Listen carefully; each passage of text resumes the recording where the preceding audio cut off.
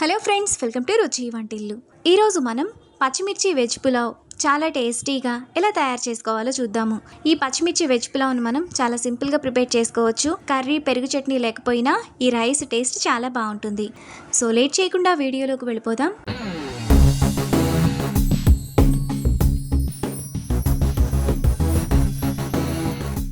ముందుగా పచ్చిమిర్చి పులావ్ చేసుకోవడానికి మిక్సీ జార్ తీసుకొని అందులో కారానికి తగినట్టుగా 7-8 పచ్చిమిరపకాయలు, 1 టేబుల్ స్పూన్ ధనియాలు, 3 జీడిపప్పు, 4 వెల్లుల్లి రెబ్బలు,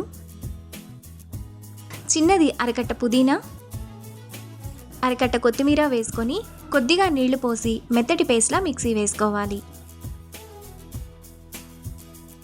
పచ్చిమిర్చి పేస్ట్ను ఇలా వేసుకున్న తర్వాత పక్కన పెట్టుకోవాలి.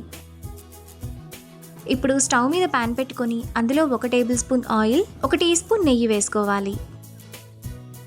ఆయిల్ వేడైన తర్వాత 2 ఇంచుల దాల్చిన చెక్క, 3 యాలకులు, 5 లవంగాలు, జాపత్రి కొద్దిగా, అనాస పువ్వు 1, పావు టీ స్పూన్ షాజీరా, చిన్నది రాతి పువ్వు 1, 1 బిర్యానీ ఆకు వేసుకొని మసాలా దినుసులను ఫ్రై చేసుకోవాలి.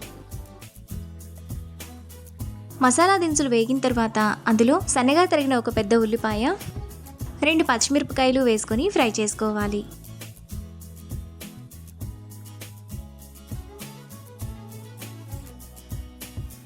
ఉల్లిపాయలు వేగిన తర్వాత అందులో 1 టేబుల్ స్పూన్ జీడిపప్పు, చిన్న క్యారెట్ 1, 5 బీన్స్ను ఇలా చిన్న చిన్న ముక్కలుగా కట్ చేసుకొని వేసుకోవాలి.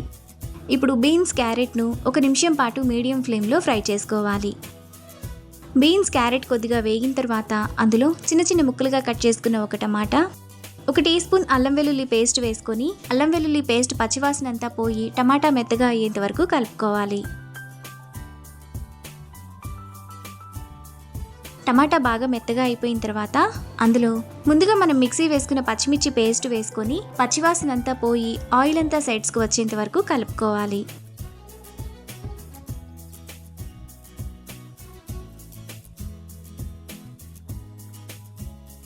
మసాలా బాగా వేగిపోయిన తర్వాత అందులో సన్నగా తరిగిన కొత్తిమీర, పుదీనా కొద్దిగా, 1 టీ స్పూన్ గరం మసాలా వేసుకొని ఒకసారి కలుపుకోవాలి.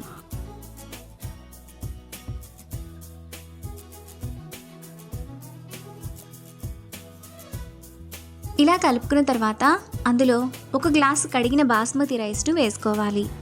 బాస్మతి రైస్ను అప్పటికప్పుడు కడిగి వేసుకుంటే సరిపోతుంది. ఇప్పుడు రైస్ను 1/2 నిమిషం పాటు బాగా కలుపుకోవాలి.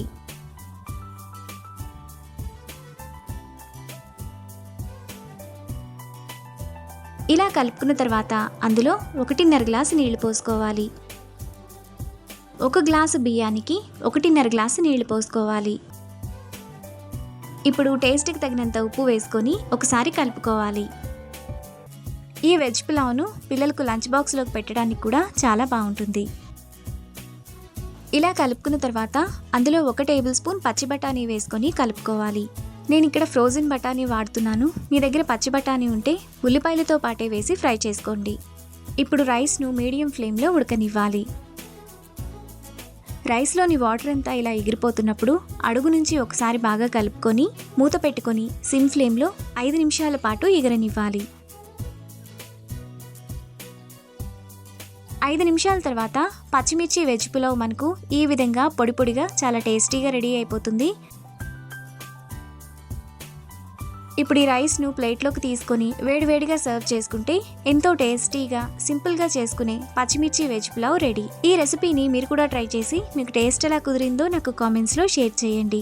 ఈ వీడియో కనుక మీకు నచ్చినట్లయితే లైక్ చేసి, షేర్ చేసి, సబ్స్క్రైబ్ చేయండి.